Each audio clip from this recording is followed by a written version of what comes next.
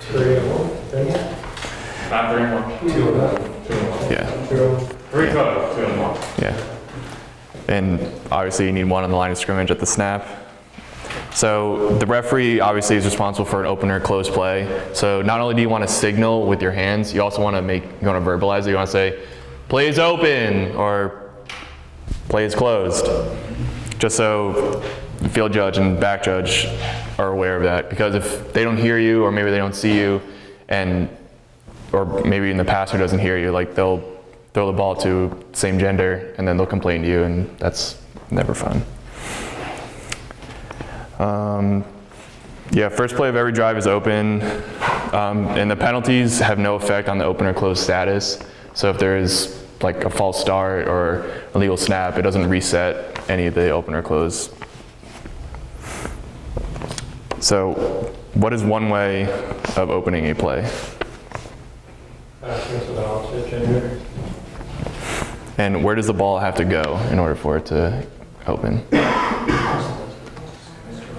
Yeah, so it has to be a forward legal pass, and there has to be positive yardage.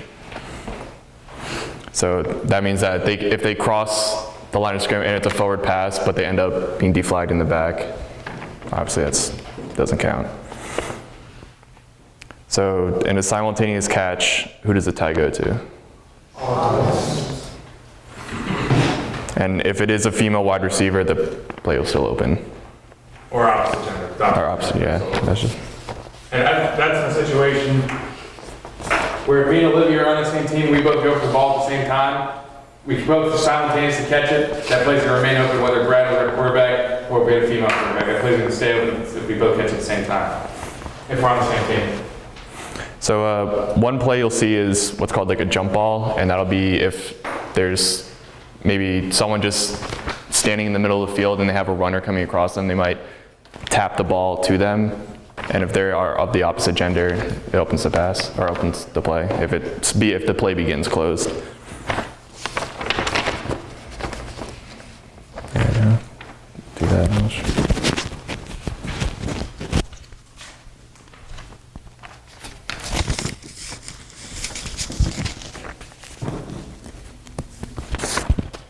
Can you just talk about handling the ball? No, so if it's like, yeah. Olivia, you want to come over? So if I throw it to Brad, they really catch it. I throw it to Brad on quarterback, I go like that. Brad does that without possessing it, gives top essentially bats it to Olivia. That would then in that situation keep the play, that would open the play, because the pass is possessed. If I go like that to Brad, he catches it. I go like this to Brad, he catches it, and then he throws it back to Olivia. This play is illegal because he possessed it.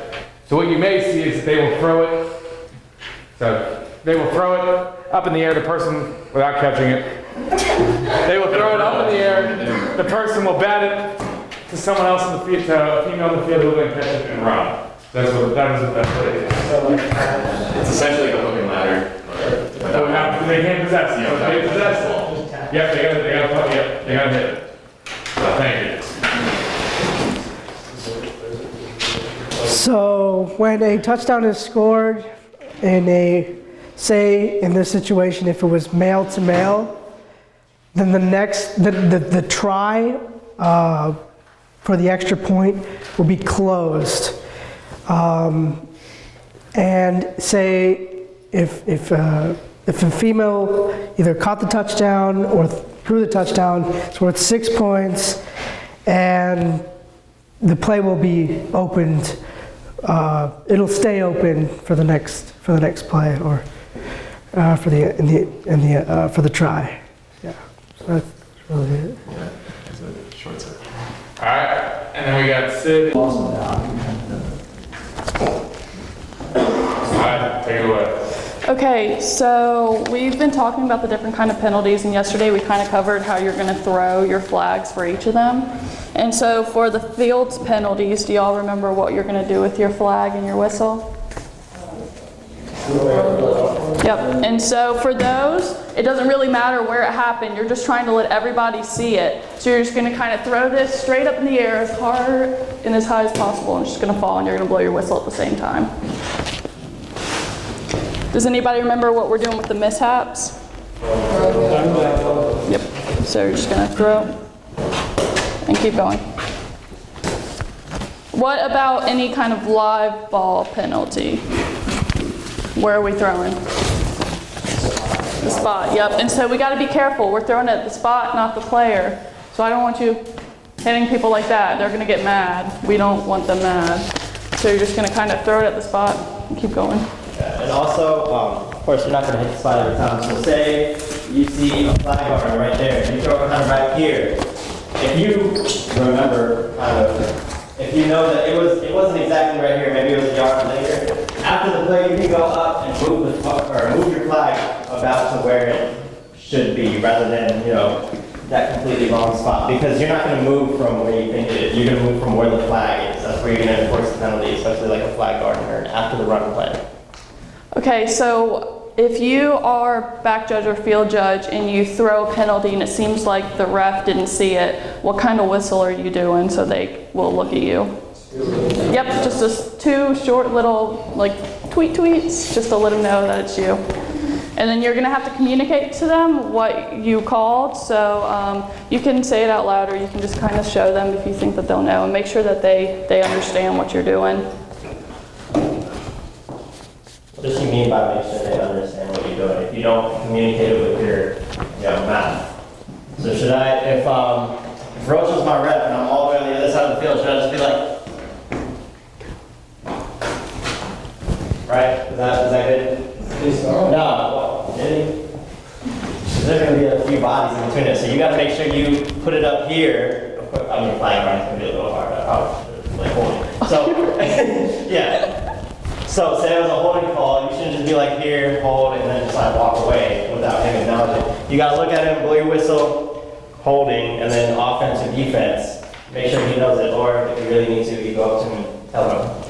And so kind of everybody's involved with the penalty enforcement. Even if you weren't the ref and you weren't the one that threw the flag, you're still gonna have players coming up to you like, hey, what was that? So you need to make sure that you're paying attention even if you're not directly the one that saw it or the one that's about to announce it. Because you don't want to get caught with a player walking up to you and you're like, oh, I don't know what happened. That's just going to give them another reason to be upset with you. And we just want to try and avoid that. So make sure you're staying, looking at the people that are announcing it and listening. Yeah, and make sure you're also being a good member of your crew. If somebody asks you, hey, what was that? And like, I don't know. You gotta give me a second and let them announce it, and then I'll let you know, or something like that. Don't just like wave them off. Don't wave the player off. Don't make your crew look bad. Yeah. So a big thing, people will come up to you and they'll try and be your friend. They'll be like, "Did you see what Sid just called? Like, oh my gosh, it wasn't holding."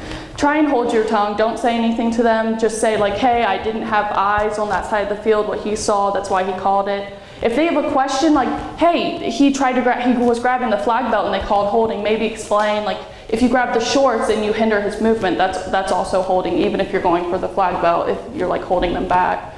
So try and explain it if you can, but always refer them to the person because we don't want to say anything contradictory. So say like, hey, that was Brad's spot, go and ask Brad. He's the one that called it, go and ask Brad what he saw. Or just tell them, I'll talk to you at halftime about it.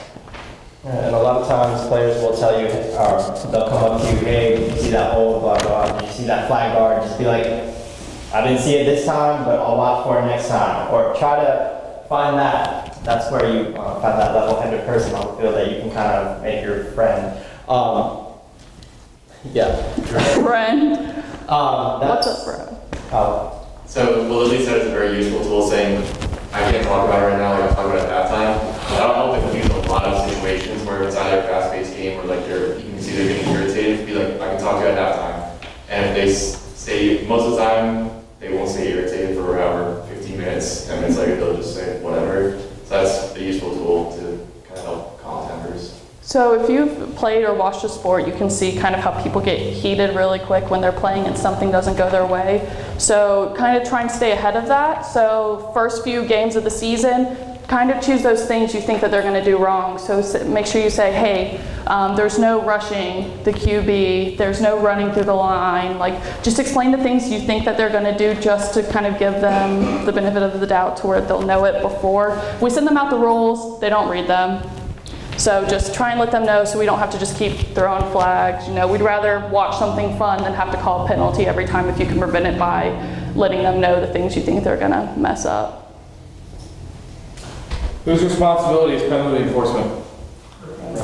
Wrong. Everyone's. Everyone is responsible for penalty enforcement and making sure that it is done correctly. So, if you go out there and you see Sid start running play one way, but it was a loose ball play, you need to correct them and work together to get it right. It's everyone's responsibility to make sure that's correct. But don't yell it down the field like, hey Sid, you're wrong! Like, just like, if you have to talk about something, just say, make sure you signal like timeout and say officials timeout and run up and be like, hey, this is what I thought it was, and kind of just discuss what you think is going on. So you're the most important team out there, so use each other and be proud of each other.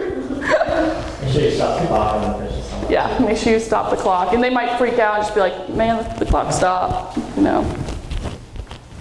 Good work.